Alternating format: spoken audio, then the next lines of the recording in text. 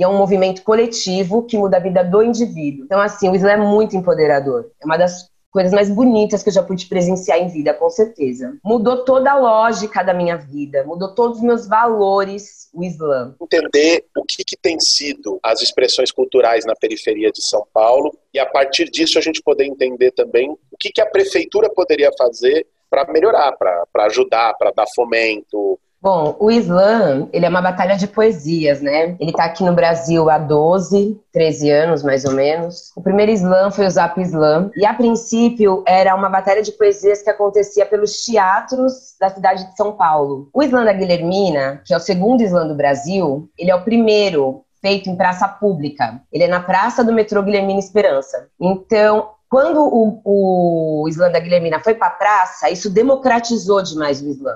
E fez o Islã viralizar na cidade de São Paulo. Então, a partir do Islã da Guilhermina, muitos outros Islãs surgiram em locais públicos, como terminais de ônibus, terminais de metrô, praças públicas, ruas sem saídas nesses bairros, né, na periferia, e democratizou muito a palavra. Então, essa batalha de poesia, para participar, você não paga nada. Não tem um valor de inscrição, por exemplo. Basta você ir lá, ter 3 poesias autorais, não necessariamente poesia, né? 3 textos autorais. Pode ser uma crônica, pode ser um discurso, pode ser um poema, mas tem que ser autoral. E que tem até 3 minutos, porque a democratização é todo mundo falar em 3 minutos. O Islã acaba sendo um apoio às escolas públicas. Dentro dos Islãs, a gente acaba suprindo esse déficit que as escolas públicas têm em relação à leitura e escrita. Eu venho de escola particular, então desde nova eu fui muito estimulada a ler.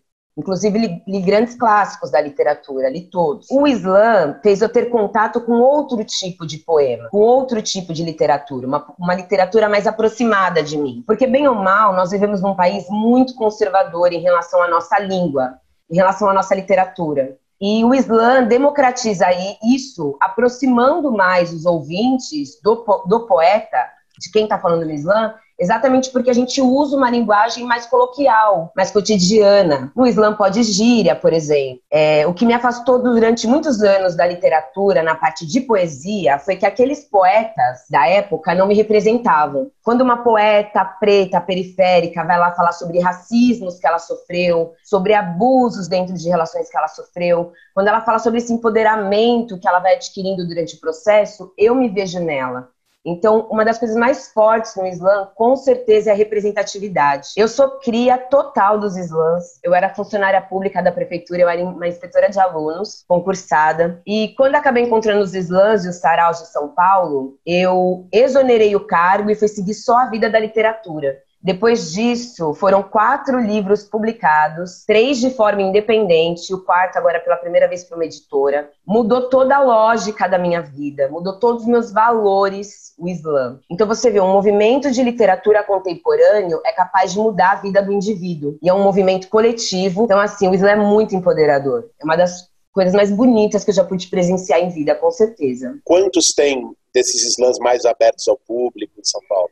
Hoje em São Paulo nós somos mais de 60 Islãs, né? O Emerson Alcalde foi nosso representante num dos anos na Copa do Mundo da França. Viram o Islã interescolar acontecer lá. Ou seja, mais de 500 escolas na França, os adolescentes e crianças fazendo um Islã interescolar deles. E eles trouxeram essa ideia para o Brasil quando eles voltaram. Então hoje o Islã interescolar acontece. Nós estamos em mais de 100 escolas fazendo Islãs através do fomento à periferia, que foi uma luta da classe literária dentro da cidade de São Paulo, pelo fomento. E hoje eu sou uma poeta formadora do Islã da Guilhermina, do Interescolar, e nós estamos em mais de 100 escolas fazendo o Islã acontecer, ou seja, estimulando essas crianças à leitura, esses adolescentes, estimulando para que eles escrevam, ensinando sobre o que é o texto autoral, como isso empodera, como é importante eles terem esse lugar de fala. O que poderia melhorar? Ter mais investimento? Como dar mais oportunidade, o Islã ser reconhecido mais formalmente como um esporte e, nesse sentido, ter um respaldo, uma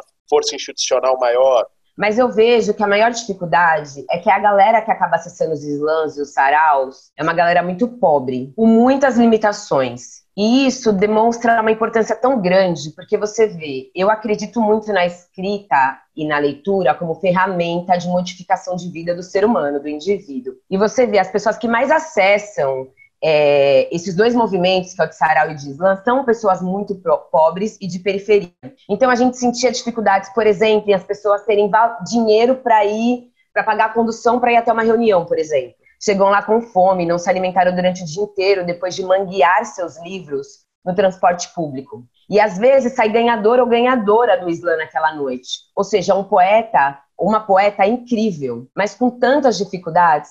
O Fomenta a Periferia, o Vai Um, Vai Dois, eles ajudam pra caramba. Porém, são valores simbólicos, porque se você vê que nós estamos em mais de 100 escolas, dando todo um apoio de escrita às escolas, eu acredito que R$300 mil é pouco de investimento. Eu sou uma poeta formadora e, assim, o valor que eu recebo de ajuda de custo, que a gente chama, não é um valor que modifica a minha vida, sabe? Pra gente trabalhar com uma dignidade. Então, assim, eu vejo que as pessoas estão à procura disso, de um lugar que elas se sintam representadas, de um lugar que elas se sintam à vontade, de um lugar que a periferia se encontre, se olhe e se reconheça como indivíduo. Que a gente não tenha vergonha das nossas roupas, da nossa fala, do nosso comportamento.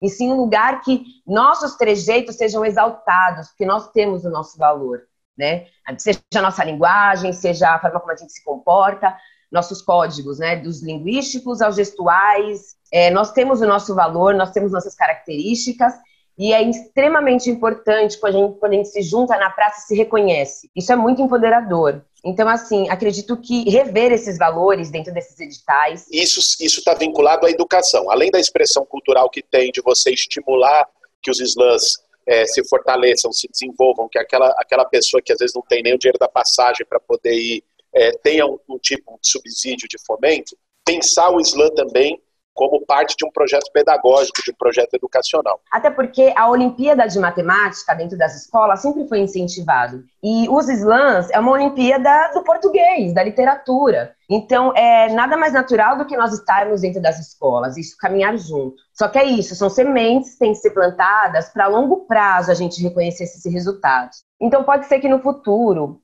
através desse exemplo, o slam da Guilhermina hoje é um dos maiores slams formadores, profissionalizantes desse país. E isso é muito rico. Pensamos, sim, no futuro, em estar nas escolas de um jeito formal, né? De uma via mais formal e não de só contato, de vez em quando, através de convites. Mas de estar mesmo dentro dessas escolas, porque a gente reconhece a necessidade. São Paulo tem 1.400 escolas municipais. Quer dizer, imagine se isso não é caro. É isso que as pessoas... Não é que não entendem, eles não querem mesmo, eles entendem. É exatamente por entenderem que eles não fazem. A gente constrói um programa que, de um lado, ia ajudar a estruturar o slam, né, mas para que as pessoas não ficassem na necessidade, às vezes tendo que escolher entre fazer poesia e fazer um bico e trabalhar para se virar. Né? Minimamente dar essas condições. E, ao mesmo tempo, o salto formador que isso significa na escola, de pensamento crítico, de formar para a cidadania, de abrir a reflexão, de literatura, né? É uma aula de português, é uma aula de... Enfim, uma aula de vida. O que você disse em relação ao efeito que a poeta teve na escola, é isso. Eu percebo que a poesia, o formato do slam, acaba abrangendo mais pessoas, porque é uma linguagem disfarçada, né? Bem ou mal, a poesia, ela não tem aquela obrigatoriedade de ser uma aula, uma lição e tal. É uma arte, e a arte tem esse intuito, né? Com o seu jeitinho, através do teatro, de uma música, de uma poesia, implantar uma ideia, muitas vezes conscientizar, sem a pessoa nem ter percebido que foi conscientizada durante aquele processo. Essa é a beleza da arte, né? Ela consegue, enfim, através desse segredo todo, criar narrativas contundentes, sérias e agradáveis de serem ouvidas. Então, acho que é muito importante nós estarmos na escola, realmente. Nós não vamos parar. Eu acredito que a Academia Brasileira de Letras, uma hora, vai ter que aceitar que nós existimos, aceitar a nossa linguagem coloquial e entender isso, sim, como literatura, porque não são eles quem decidem o que é literatura nesse país ou não, né? Literatura é um movimento de escrita que represente aquela época, e nós somos a literatura contemporânea, não tenha dúvidas. O movimento de slam está no Brasil inteiro, bem falante. Caralho, falando o que precisa ser falado. Muito bom te ouvir, viu? De verdade.